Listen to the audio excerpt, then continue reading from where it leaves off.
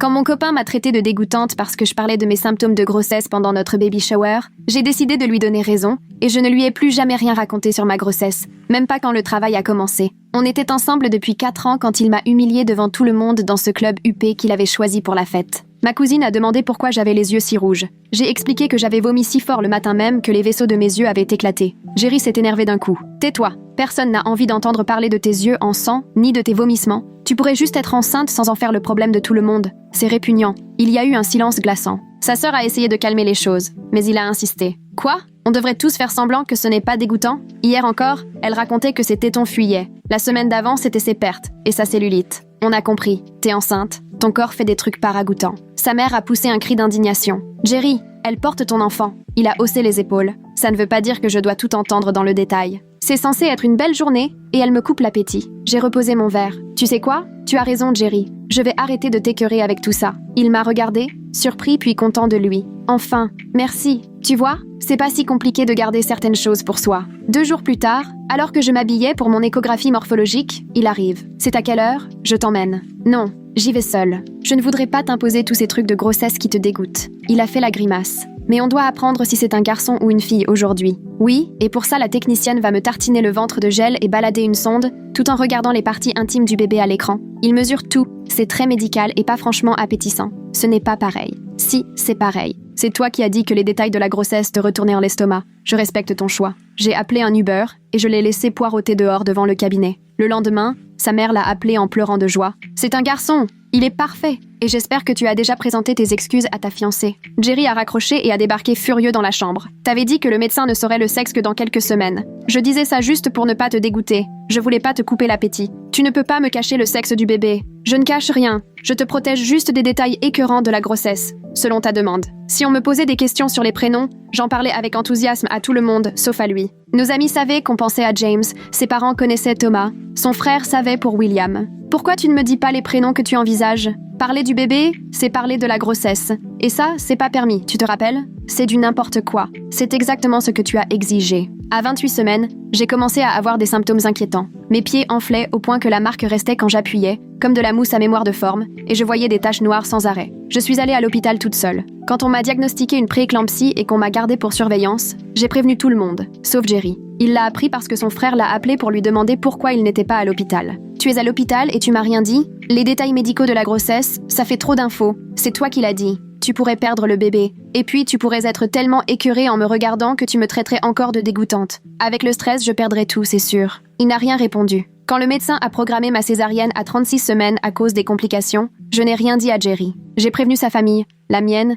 nos amis, tout le monde sauf lui. C'est sa sœur qui lui a annoncé « Le bébé arrive mardi prochain ». Jerry m'a appelé, paniqué. « Mardi ? Tu vas avoir notre fils mardi ? » « Oui, j'ai pas voulu te dégoûter avec des histoires de ventre ouvert et de bébé sorti de mon utérus. Il faut que je pose un congé. Pourquoi ? Tu veux pas voir tous ces trucs de grossesse ? C'est littéralement la naissance de ton fils. Ce qui implique tout ce que tu détestes entendre. Du sang, du liquide amniotique qui ressemble à du bouillon, un placenta qui a l'air d'un foie cru. Sa mère a essayé d'arrondir les angles au dîner, alors que Jerry était au bord des larmes. Il sait qu'il a fait une bêtise. Il a dit qu'il était désolé, mais il doit être là. J'ai haussé les épaules. Il supporte pas les infos sur la grossesse. L'accouchement, c'est la version ultime. Je ne parlais pas de ça, a protesté Jerry. Tu as dit chaque chose dégoûtante qui lui arrive. L'accouchement, c'est exactement ça. Le matin de la césarienne, j'ai commandé un Uber pendant qu'il prenait sa douche. Je lui ai juste envoyé un texto au moment où on m'a préparé pour l'anesthésie. J'accouche maintenant. Je veux pas t'écœurer avec les détails, donc on verra plus tard. À mon réveil, il était déjà là, dans ma chambre, les yeux hagards. Tu ne m'as pas dit que tu partais. C'est ça le problème, Jerry. Je viens d'avoir notre fils, je me réveille d'une opération risquée, et tout ce que tu trouves à dire, c'est « moi ».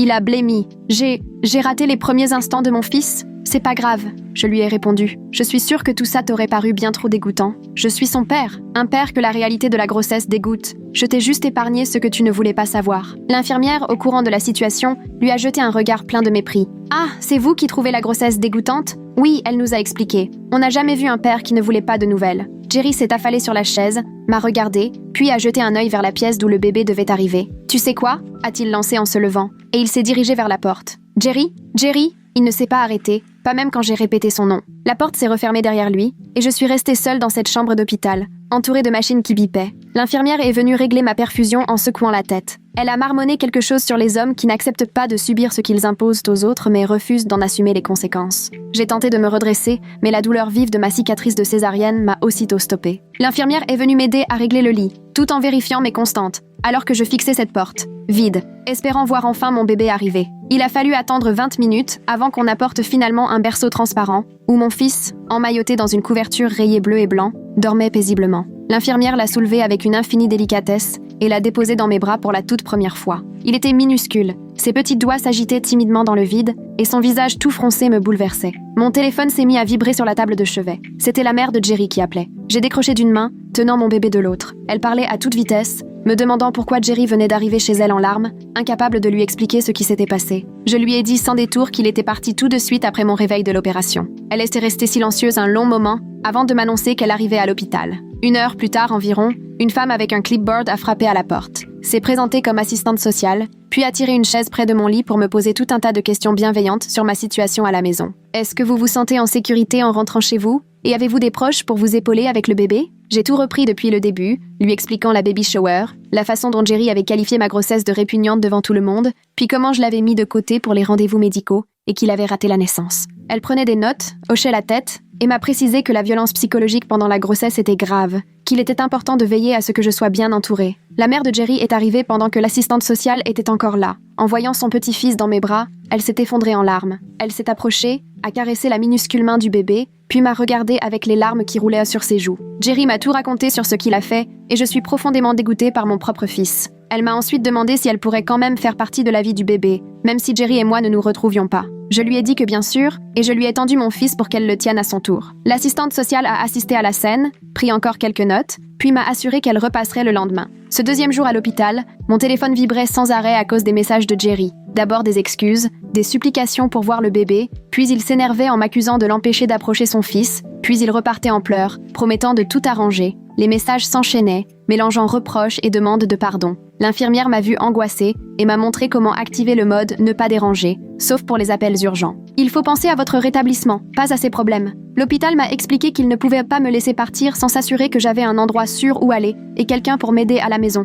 Il fallait donc que je décide si je rentrais dans la maison avec Jerry ou si je trouvais une autre solution. La sœur de Jerry m'a téléphoné pour me proposer de venir passer la première semaine avec moi afin de m'aider avec le bébé et la convalescence. Jerry est chez notre mère. Tu ne risques pas de le croiser. J'ai accepté, incapable de porter quoi que ce soit de plus lourd que le bébé et ayant besoin d'aide pour la moindre chose. Le jour de la sortie, alors que l'infirmière préparait mes papiers, la sécurité du service maternité a appelé. Jerry était en bas, un bouquet à la main, tentant de monter, mais il n'était pas sur la liste des visiteurs autorisés. On ne l'a pas laissé passer la réception sans ma permission, que je n'ai pas donnée. Il a laissé les fleurs à l'accueil avec une lettre que l'infirmière m'a remise. Je ne l'ai pas lue tout de suite. Je l'ai rangée dans mon sac avec les autres documents. La sœur de Jerry est venue me chercher et m'a raccompagnée à la maison, tandis que j'étais assise à l'arrière avec le bébé dans son siège auto. Passer la porte de la maison m'a donné la sensation d'entrer dans la vie de quelqu'un d'autre. La chambre du bébé qu'on avait décorée ensemble était intacte, mais tout avait changé. La sœur de Jerry m'a aidée à monter les escaliers en me soutenant, sachant que je ne pouvais toujours pas solliciter mes abdos. Elle s'était installée dans la chambre d'amis,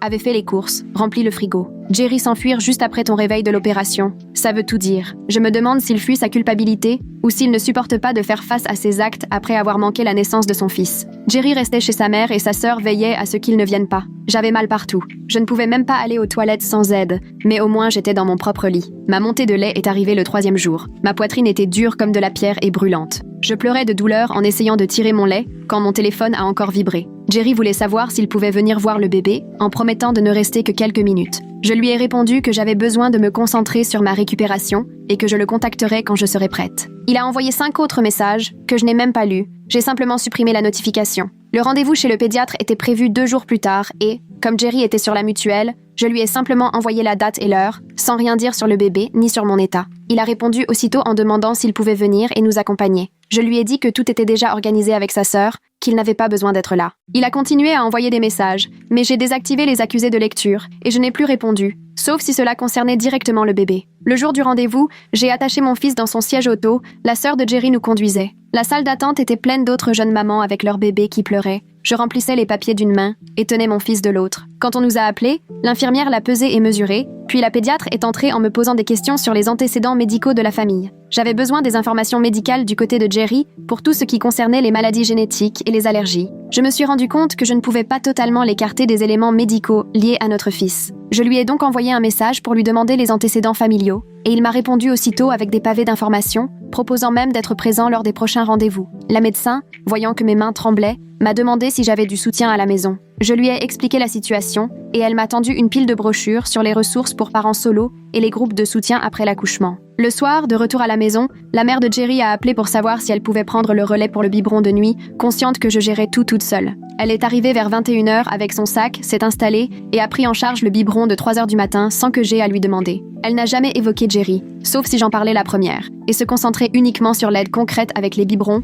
les couches et le linge. Au bout de 5 jours à la maison, j'ai fini par ouvrir l'enveloppe qui accompagnait les fleurs que Jerry avait laissées à l'hôpital. Sa lettre faisait 3 pages. Il y reconnaissait à quel point il avait été odieux pendant la baby shower et disait comprendre que je l'ai mis à l'écart après ça. Il écrivait qu'il avait honte d'avoir qualifié ma grossesse de répugnante alors que je portais notre enfant et admettait avoir failli à son rôle de partenaire au moment où j'avais le plus besoin de lui. J'ai replié la lettre et l'ai rangée avec les papiers de sortie de l'hôpital, car pour moi, les mots ne valent rien face aux actes. Un jour, alors que la sœur de Jerry changeait le bébé, elle m'a confié que Jerry avait commencé une thérapie 2 fois par semaine. Ça m'a surprise, lui qui répétait toujours que la thérapie, c'était pour les faibles. Elle m'a expliqué que leur mère lui avait imposé cette condition pour qu'il puisse rester chez elle, et qu'elle payait même les séances pour être sûre qu'il y aille. 3 jours plus tard, je me suis réveillée avec de la fièvre à 38,5 et j'ai appelé ma médecin, redoutant une infection au niveau de la cicatrice de la césarienne. La mère de Jerry m'a accompagnée aux urgences, pendant que sa sœur gardait le bébé à la maison. Assise dans la salle d'attente, je sentais ma cicatrice battre au rythme de mon cœur. La médecin a examiné l'incision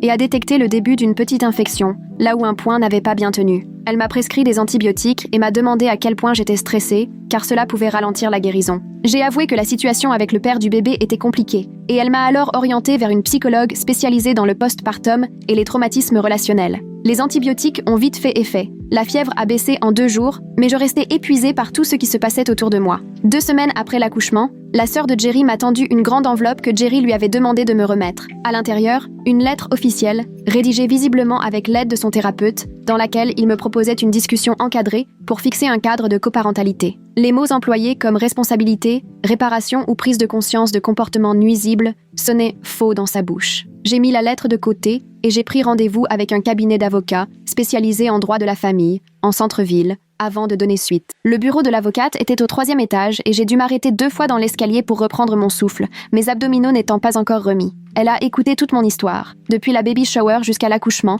notant tout sur un grand bloc-notes jaune. Elle m'a expliqué que le comportement de Jerry à la baby shower pouvait être qualifié de violence psychologique et que son absence au rendez-vous ou à la naissance avait du poids dans les décisions de garde. Elle m'a aidé à reconstituer une chronologie précise de tous les faits, de l'humiliation publique à son départ de l'hôpital, en passant par ses absences lors de moments clés. Nous avons passé en revue mes échanges de SMS qui prouvaient que j'avais cherché à l'inclure dans les décisions médicales, alors qu'il se plaignait d'être mis à l'écart du reste. Elle a même imprimé des captures d'écran de nos messages et les a classés dans un épais dossier. Une fois tout posé, le schéma sautait aux yeux, et elle m'a confirmé que j'avais de solides arguments pour demander la garde principale avec droit de visite surveillée, si tel était mon choix. Elle m'a expliqué la différence entre l'autorité parentale conjointe et exclusive, ainsi que l'organisation des plannings pour un nourrisson allaité. Au bout de 2 heures de consultation, je voyais enfin clair sur mes droits et mes options. Elle m'a conseillé de ne pas me précipiter et d'attendre d'être physiquement assez remise avant d'accepter une médiation. J'ai donc envoyé un message à la sœur de Jerry pour dire que je verrais Jerry et un médiateur quand j'aurai passé le cap des 4 semaines postpartum et que je pourrais rester assise sans douleur. Jerry s'est mis aussitôt à m'envoyer des messages pour avancer le rendez-vous, mais je n'ai pas répondu et ai transféré directement ces messages à l'avocate. Le bébé avait besoin d'être nourri à nouveau, alors je me suis concentrée sur lui, sans me laisser envahir par l'insistance de Jerry. Sa mère continuait à venir 3 nuits par semaine pour m'aider avec les tétés, sans jamais me presser de pardonner son fils ou de prendre une décision hâtive. Elle s'occupait du bébé pendant que je prenais une douche, cuisinait des plats adaptés pour que je puisse manger en allaitant, et peu à peu, elle était plus présente pour moi que pour lui. Les journées se ressemblaient, rythmées par les biberons, les couches et les rendez-vous, et mon corps commençait lentement à récupérer après la chirurgie. Un jour, mon téléphone a vibré. C'était le frère de Jerry qui me demandait s'il pouvait venir rencontrer son neveu, mais sans Jerry. J'ai apprécié qu'il respecte mes limites, et lui ai répondu qu'il pouvait passer le lendemain, pendant que la mère de Jerry serait là pour m'épauler. Le lendemain après-midi, il est arrivé avec un éléphant en peluche, a pris délicatement le bébé dans ses bras, comme s'il avait peur de le casser. Il m'a dit que Jerry parlait du bébé à longueur de journée au travail, mais qu'il avait bien compris la gravité de ses erreurs. Il ne m'a jamais forcé à pardonner Jerry ni à lui trouver des excuses, il s'est simplement comporté en oncle attentionné, prenant des photos de son neveu. Après son départ, ma cousine, celle de la baby shower, est arrivée les bras chargés de courses et a tout rangé pendant que j'allaitais. Depuis mon retour à la maison, elle passait régulièrement, tous les 2 ou 3 jours, pour garder le bébé et me permettre de prendre une douche ou juste de souffler un peu, sans que quelqu'un ait constamment besoin de moi. Elle m'a rappelé à quel point j'avais été courageuse d'avoir tenu tête à Jerry le jour où il m'a humiliée alors que j'étais si vulnérable. Elle m'a dit « Beaucoup auraient fondu en larmes, mais toi, tu t'es protégée, toi et ton bébé, face à quelqu'un incapable de respecter ce que tu traversais. » 3 semaines après la césarienne, j'ai commencé à tirer mon lait pour que d'autres puissent prendre le relais lors des tétés. La mère de Jerry s'est naturellement proposée pour s'occuper de celle de 3 heures du matin, puisqu'elle dormait déjà chez moi 3 nuits par semaine. Un soir, alors qu'elle lavait les biberons, elle m'a raconté que Jerry l'avait interrogée sur le rythme des tétés, mais qu'elle lui avait répondu que ce serait à moi de lui en parler, quand je me sentirais prête. Elle ne m'a jamais poussée à l'inclure, ni fait culpabiliser d'imposer mes limites. Le pédiatre m'a prescrit une consultation avec une psychologue spécialisée dans le postpartum, et j'ai eu mon premier rendez-vous 4 semaines après l'accouchement. J'ai passé presque toute l'heure à pleurer, réalisant que la maternité que je vivais était loin de celle que j'avais imaginée. J'avais cru que j'aurais un partenaire pour affronter les nuits blanches et les rendez-vous médicaux, et voilà que je me retrouvais mère célibataire, soutenue par sa famille à lui. La thérapeute m'a expliqué qu'il était normal de faire le deuil de la relation que je pensais avoir, tout en cherchant à protéger mon enfant de nouvelles blessures. Elle m'a dit que c'était légitime de ressentir en même temps colère, tristesse et fatigue. Elle m'a aidé à comprendre que l'attitude de Jerry pendant la grossesse n'était pas seulement de la méchanceté, mais bel et bien une forme de violence psychologique qui mettait en danger à la fois mon bébé et moi. En rentrant de la séance, la sœur de Jerry m'attendait avec une enveloppe contenant des photos, un certificat d'inscription à un atelier parental de 12 semaines, preuve que Jerry avait entamé une démarche. J'ai senti ma colère se fissurer, mais j'ai aussitôt repensé à la façon dont il m'avait traitée de dégoûtante devant tout le monde lors de la baby shower, à ses propos sur mon corps qui, selon lui, faisait des choses répugnantes et lui coupait l'appétit alors même que je portais son enfant. Le certificat a rejoint le dossier que mon avocate constituait. 2 semaines ont passé, rythmées par les tétés, les couches et l'aide nocturne de sa mère. La médiation prévue à 4 semaines postpartum a été repoussée à 6, car je ne pouvais toujours pas rester assise longtemps sans douleur. Le jour J, je me suis rendue seule au bureau du médiateur, en centre-ville. Jerry était déjà là, visiblement marqué, cerné, vêtu de vêtements trop grands comme s'il avait fondu. Sa famille se montrait présente alors que lui était complètement absent. Il se passait décidément quelque chose d'étrange. Sa mère et sa sœur tentèrent de combler le vide laissé par son absence, mais je me demandais ce qu'elle pensait vraiment de son comportement. Il a commencé à parler, mais le médiateur l'a interrompu pour qu'il m'écoute d'abord sur la façon dont ses actes avaient bouleversé ma vie. J'ai expliqué à quel point son humiliation publique lors de la baby shower m'avait fait me sentir sans valeur et dégoûtante, alors que je traversais des symptômes de grossesse tout à fait banals. J'ai raconté que j'avais vomi si violemment que des vaisseaux dans mes yeux avaient éclaté et qu'il s'était contenté de me qualifier de dégoûtante au lieu de s'inquiéter pour moi. Je lui ai dit que j'étais allée seule à l'hôpital pour une prééclampsie, car je ne pouvais plus lui faire confiance. Il aurait sûrement trouvé mes pieds gonflés ou mes troubles de la vue écœurants. J'ai expliqué qu'il m'était désormais impossible de lui confier ma santé,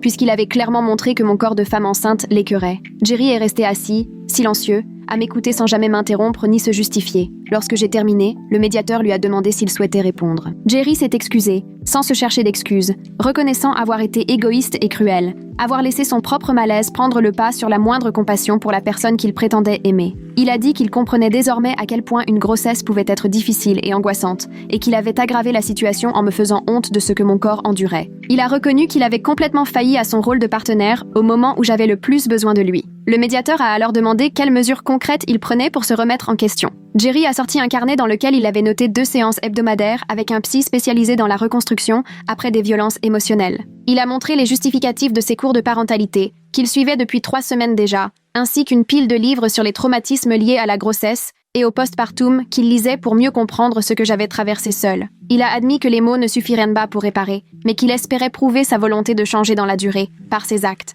Il n'a pas demandé de pardon ni un accès immédiat au bébé, simplement la chance de montrer qu'il pouvait être un meilleur homme. Avec l'aide du médiateur, nous avons posé un cadre. Jerry pourrait voir le bébé lors de visites surveillées, en commençant par 1 heure, 2 fois par semaine, chez sa mère. Il a accepté sans discuter et a noté les modalités dans son carnet, ce qui a surpris autant le médiateur que moi. On a fixé ensemble les horaires et la liste des affaires à prévoir pour chaque visite. J'ai dressé la liste des marques de lait, des tailles de couches et des numéros d'urgence, pendant que Jerry photographiait tout avec son téléphone. Sa mère s'est engagée à superviser chaque visite et à me donner des nouvelles, ce qui m'a un peu rassurée quant à l'organisation générale. La première visite était prévue pour la semaine suivante, alors que j'aurais 5 semaines postpartum, et j'ai passé les jours qui ont précédé à douter de moi. J'ai préparé le sac à langer 3 fois, rédigé des consignes pour les repas, alors même que sa mère avait déjà élevé 2 enfants. Le matin de la visite, j'ai pris la route jusqu'à chez elle et j'ai confié notre fils à ses bras qui tremblèrent d'émotion. Jerry était déjà là, assis sur le canapé, visiblement nerveux, tandis que sa mère prenait délicatement le bébé dans mes bras. Je suis ensuite retournée m'installer dans ma voiture, garée dans la rue, où j'ai passé l'heure à scruter mon téléphone toutes les 2 minutes. Sa mère m'a envoyé des photos de Jerry tenant le bébé avec 1000 précautions, les 2 mains bien placées sous sa tête. Sur l'une d'elles, Jerry fixait notre fils d'un air à la fois abasourdi et inquiet. D'après ses messages, le bébé était resté calme tout du long et avait fini par s'endormir contre Jerry. Quand je suis revenue 1 heure plus tard, Jerry me l'a rendu sans chercher à prolonger ni à commenter la visite. La 2e fois s'est déroulée pareillement et, lors de la 3e, j'ai réussi à rentrer chez moi au lieu d'attendre dans la voiture. Après 3 visites sans accroc, Jerry a adressé un message via le médiateur pour demander si l'on pouvait envisager d'allonger progressivement le temps de visite. J'y ai réfléchi 2 jours avant d'accepter de passer à 2 heures, tout en maintenant la supervision jusqu'à la fin de ses programmes. Avec l'aide du médiateur, nous avons adapté le planning et Jerry a accepté sans discuter. Mon rendez-vous postpartum des 6 semaines est arrivé. J'y suis allée seule, physiquement remise mais moralement épuisée. Le médecin a vérifié ma cicatrice, constatant qu'elle avait bien cicatrisé, et m'a donné le feu vert pour reprendre une vie normale, y compris le sport. Elle m'a demandé comment j'allais sur le plan moral, et j'ai avoué que coparenter avec quelqu'un qui m'avait blessée était bien plus difficile que la récupération physique. Elle m'a donné les coordonnées de groupes de soutien et m'a rappelé de ne pas négliger ma santé mentale. Cet après-midi-là, la sœur de Jerry est passée avec quelques courses et m'a expliqué que Jerry ne manquait aucune séance de thérapie, 2 fois par semaine. Elle m'a confié qu'il s'était même mis à tenir un journal, ce qui était étonnant venant de lui puisqu'il se moquait auparavant de ceux qui écrivent leurs sentiments sur le papier. D'après elle, il semblait vraiment déterminé à comprendre pourquoi il avait pu être aussi cruel et à apprendre à mieux gérer ses émotions. Elle n'a pas cherché à me convaincre de lui pardonner, mais tenait à ce que je sache qu'il faisait de vrais efforts. 2 semaines plus tard, pour les 2 mois du bébé, Jerry a demandé via le médiateur à assister au prochain rendez-vous chez le pédiatre. J'ai longuement hésité, puis accepté, à condition qu'il puisse écouter les informations médicales, mais que toutes les décisions me reviennent. Le médiateur lui a transmis mes conditions et Jerry a accepté sans tarder. Le rendez-vous était prévu pour le mardi suivant. J'y suis arrivée en avance pour m'installer avant qu'il n'entre. Jerry est arrivé discrètement et s'est assis contre le mur, sans venir près de moi près de la table d'examen.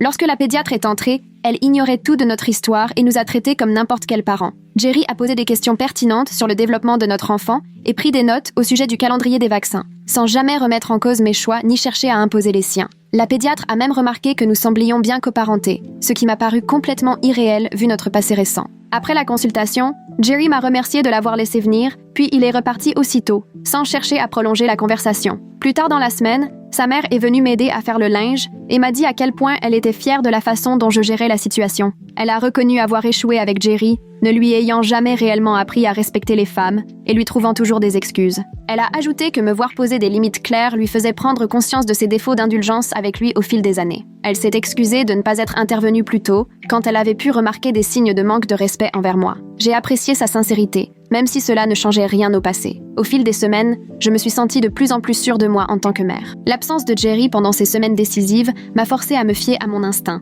Je n'avais personne avec qui débattre pour savoir s'il fallait laisser le bébé pleurer ou justifier mon choix d'allaiter. Chaque décision m'appartenait. Personne ne venait les remettre en cause ou les critiquer. Le bébé se portait à merveille et franchissait tous ses stades de développement, preuve que je faisais bien les choses. Quand il a eu 10 semaines, Jerry a envoyé un message par le médiateur pour dire qu'il avait fini son premier mois de cours de parentalité. Il voulait partager ce qu'il avait appris et j'ai accepté de lire un résumé écrit plutôt que de le voir en personne. J'ai reçu son texte 2 jours plus tard, bien plus détaillé que prévu, 12 pages dactylographiées qui abordaient l'attachement sécure, les étapes du développement, l'impact à long terme du stress et des traumatismes de la grossesse sur la mère et l'enfant. Il avait recherché chacune de ces paroles pendant la grossesse et les avait listées avec des repères chronologiques. Le passage sur la baby shower occupait toute une page, expliquant comment l'humiliation publique à un moment de vulnérabilité pouvait laisser des traces psychologiques durables. Il évoquait également l'échographie morphologique et expliquait qu'exclure le père des révélations sur le sexe de l'enfant pouvait nuire à un lien déjà fragilisé. La partie sur la pré-éclampsie m'a coupé les jambes. Il avait imprimé des études médicales sur la mortalité maternelle et détaillé les statistiques de décès. Il avait compris que j'aurais pu mourir seule à l'hôpital, pendant que lui restait chez lui, furieux d'être mis à l'écart. Mon rendez-vous chez la thérapeute a eu lieu 2 jours plus tard. Elle m'a vu faire les 100 pas dans son cabinet, les feuilles à la main. Elle m'a rappelé que ma colère était légitime, mais qu'elle me vidait de l'énergie dont j'avais besoin pour gérer les nuits entre les tétés et les couches. Elle m'a demandé si continuer à punir Jerry valait vraiment le prix à payer pour ma santé mentale. J'ai passé la séance à pleurer, submergée par l'injustice de devoir être celle qui garde la tête froide après tout ce que j'avais subi. Elle m'a rappelé que la coparentalité, c'était avant tout penser à ce dont notre fils avait besoin, pas à ce qui ferait le plus de mal à Jerry. Les 3 mois postpartum sont arrivés plus vite que je ne l'aurais cru, et le médiateur a suggéré d'envisager 1 heure de visite non supervisée. Rien qu'à l'idée, l'angoisse me tordait le ventre, mais Jerry avait respecté sans faillir les 8 semaines de visites encadrées. On s'est donné rendez-vous dans un café avec d'immenses vitrines, histoire que je puisse les observer discrètement depuis ma voiture, sur le parking. J'ai installé le bébé dans sa nacelle et j'ai vu les mains de Jerry trembler au moment de la saisir. Je suis restée là, dans la voiture, 1 heure entière à surveiller l'horloge, les larmes brouillant ma vue au point d'en perdre la notion du temps. Toutes les quelques minutes, je scrutais à travers la vitre. Je voyais Jerry donner le biberon avec 1000 précautions ou bercer le petit dès qu'il s'agitait. 1 heure, pile plus tard, mon téléphone a vibré. Jerry m'attendait déjà à l'extérieur, prêt à me rendre la nacelle. « Merci », m'a-t-il soufflé 3 fois, puis il a patienté jusqu'à ce que j'ai bien attaché le bébé avant de regagner sa voiture. Ce soir-là, j'ai reçu une photo de notre fils endormi contre la poitrine de Jerry, accompagnée d'un message où il me remerciait pour la confiance que je lui avais accordée. Quelque chose a bougé en moi, presque imperceptiblement. Ce n'était pas du pardon, mais peut-être la première fissure dans le mur que j'avais dressé. Le lendemain matin, la mère de Jerry est passée me voir avec des courses et m'a raconté qu'elle avait trouvé partout chez son fils des manuels médicaux sur la prééclampsie et la césarienne. Il essayait de comprendre ce que mon corps avait subi, lui confiant qu'il n'arrivait pas à croire que j'avais traversé tout cela seul. Jerry multipliait les preuves de bonne volonté, reçu de thérapie, cours de parentalité, recherche médicale, mais tout semblait si cadré, comme s'il suivait scrupuleusement une liste de tâches à cocher. Qu'il ait brandi ce carnet lors de la médiation, documentant chaque étape, me laissait perplexe. S'agissait-il d'une réelle transformation, ou suivait-il juste à la lettre un plan pour retrouver son fils? Sa mère m'a confié qu'il avait fondu en larmes en découvrant le syndrome HELLP et en réalisant jusqu'où pouvait aller la prééclampsie. La proposition du cours de natation est venue du médiateur sur conseil de la thérapeute de Jerry, qui recommandait des activités parentales partagées mais séparées. Le centre communautaire proposait justement des séances de bébés nageurs où chacun pouvait se concentrer sur l'enfant sans forcément interagir avec l'autre parent. J'ai accepté, surtout parce que notre fils raffolait de l'heure du bain et que je pensais qu'il adorerait la piscine. Chacun de nous s'est installé à une extrémité du vestiaire, puis on est entré dans l'eau en évitant de se croiser du regard. L'instructrice, qui ne connaissait rien à notre histoire, nous a traités comme n'importe quel autre couple de parents. Dès que les orteils du bébé ont touché l'eau, il a poussé un cri de bonheur et s'est mis à gigoter de toutes ses forces, au point d'amuser les autres familles. Jerry est resté à l'écart, mais je l'ai surpris à sourire, attendri, quand le petit s'est éclaboussé et a éclaté de rire. Pendant une demi-heure, on n'a pensé qu'à une chose, que notre fils soit heureux et en sécurité dans l'eau. La gêne valait bien le coup, surtout quand il s'est endormi aussitôt après, épuisé par toute cette agitation. 4 mois après mon accouchement, j'ai reçu une lettre de l'instructrice du programme parental qui annonçait que Jerry avait terminé les 12 semaines. Elle y écrivait que, sur 15 ans de carrière, elle n'avait jamais vu un élève aussi impliqué ni aussi déterminé à changer. Elle soulignait son assiduité, la pertinence de ses questions et le fait qu'il restait après les cours pour aider les autres pères à assimiler le programme. Selon elle, ses remords semblaient sincères et sa volonté de rompre avec les schémas familiaux bien réels. Elle avait même joint une copie de sa présentation finale sur la responsabilité et les ravages de la masculinité toxique pendant la grossesse. La signature des accords a eu lieu chez un avocat, chacun accompagné de son conseil. Jerry a tout signé sans discuter, acceptant que la garde principale me revienne, avec des droits de visite progressifs pour lui. Il s'est engagé à poursuivre la thérapie pendant au moins 1 an et à se conformer à toute décision supplémentaire du tribunal. Son avocat a précisé que Jerry lui avait expressément demandé de ne s'opposer à aucune de mes requêtes. Pour la pension alimentaire, le montant est tombé et Jerry a tout de suite accepté de verser 20% de plus. Sa mère m'a appris qu'il s'était trouvé un petit boulot le week-end dans un entrepôt pour couvrir les besoins du bébé. Les virements automatiques se sont mis à arriver. Lait, couches, frais médicaux, même un début de fonds pour les études. Elle m'a dit qu'il enchaînait désormais 60 heures de travail par semaine, mais qu'il trouvait encore la force d'être présent et attentif à chaque visite. Le changement s'est fait peu à peu, au fil des rencontres, et vers 4 mois et demi, notre fils a commencé à reconnaître la voix de Jerry. Un jour, lors d'une passation, le bébé a entendu Jerry dire bonjour et s'est immédiatement tourné vers lui, bras tendus. J'ai senti mon cœur se briser et se réparer tout à la fois en voyant le visage de Jerry se transformer pendant qu'il serrait notre fils. Peut-être que, malgré tout ce qui s'était passé entre nous, malgré la douleur et la colère, notre fils, lui, tendait les bras à son père avec une joie pure, sans la moindre réserve. 2 semaines plus tard, Jerry a demandé par l'intermédiaire de sa sœur si nous pouvions essayer une application de coparentalité, histoire de ne plus passer systématiquement par sa famille. J'ai téléchargé celle qu'il proposait et créé mon profil pendant que le bébé dormait contre moi. Le premier message n'a pas tardé, me demandant les horaires de repas et les rythmes de sommeil. J'ai répondu avec les infos essentielles, joint des photos de la marque de lait et de la taille des couches. Il a remercié et promis de lire toutes les notes du pédiatre partagées sur l'application. Tout s'y retrouvait, organisé avec des horodatages, des rubriques pour les infos médicales, les emplois du temps, les dépenses. Sa mère m'a confié qu'il passait des heures chaque soir à étudier l'application pour bien assimiler les routines de notre fils. Le jour de la prochaine garde, Jerry s'est présenté à la porte avec le sac à langer préparé dans les moindres détails, exactement comme sur ma liste. Il m'a regardé dans les yeux, pour la première fois depuis des semaines, et m'a dit « Je comprendrai si tu ne me pardonnes jamais, mais je te promets de consacrer ma vie à être le père que notre fils mérite. » Il y avait quelque chose de nouveau dans sa voix, ni désespoir, ni colère, mais un engagement profond. J'ai acquiescé en silence et lui ai donné le bébé qui, aussitôt, a attrapé le nez de Jerry en riant. Cette semaine-là, ma séance de thérapie a porté sur les limites et le cheminement personnel. La thérapeute a ressorti ses notes de notre toute première séance, il y a 5 mois, à une époque où j'étais incapable de parler tant je pleurais. Elle m'a fait remarquer tout le chemin parcouru, comment j'étais passée du rôle de victime à celui de survivante,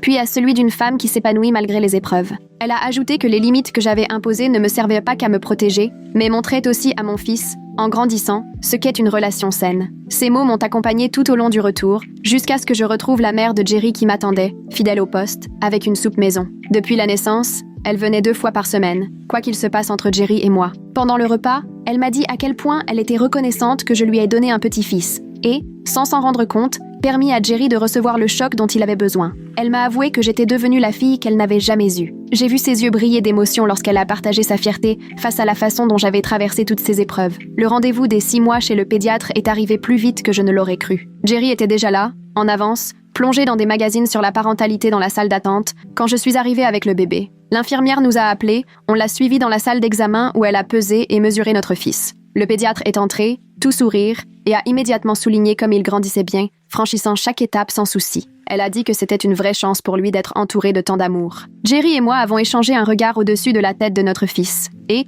pour la première fois depuis la baby shower, on a partagé un vrai sourire, simple, spontané. C'était étrange, mais naturel. En rejoignant nos voitures, Jerry m'a confié que sa thérapie portait ses fruits et que sa conseillère estimait qu'il faisait de vrais progrès. Ce soir-là, alors que je donnais le biberon à notre fils, j'ai pris un moment pour regarder autour de moi, l'appartement que j'avais réussi à construire seul. Les murs étaient couverts de photos de famille et d'amis qui m'avaient soutenu sans faillir. La chambre du bébé était organisée exactement comme je l'avais rêvé. Mon emploi du temps tournait parfaitement grâce au réseau de soutien solide que j'avais mis en place. Jerry s'affirmait comme un bon père, même s'il avait échoué dans son rôle de partenaire. Les limites que j'avais posées me garantissaient la paix, tout en permettant à notre fils de garder son père dans sa vie. Tout était différent de ce que j'avais pu imaginer, mais c'était ma vie et elle fonctionnait. La semaine suivante, la sœur de Jerry m'a appelée avec une nouvelle inattendue. Jerry avait commencé à faire du bénévolat dans un centre d'aide aux futurs parents, où il conseillait les futurs papas sur la façon d'accompagner leurs compagnes pendant la grossesse et l'accouchement. La responsable du centre l'a contactée car Jerry l'avait mise en référence. Elle a expliqué que Jerry utilisait ses propres erreurs comme exemple pour montrer aux autres les dégâts que peuvent provoquer certains mots ou comportements. Apparemment, c'est sa thérapeute qui lui avait soufflé l'idée, pour l'aider à avancer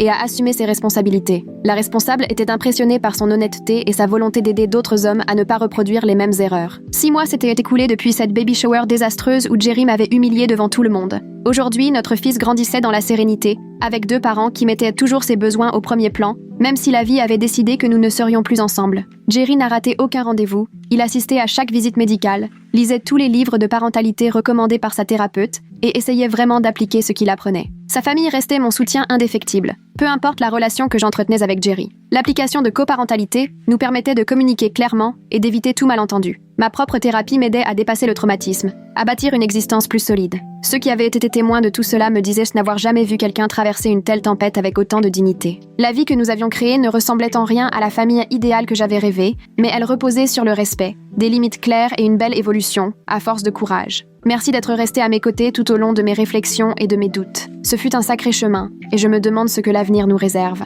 J'ai hâte que nos routes se recroisent. Abonnez-vous si vous voulez découvrir d'autres histoires dans ce genre.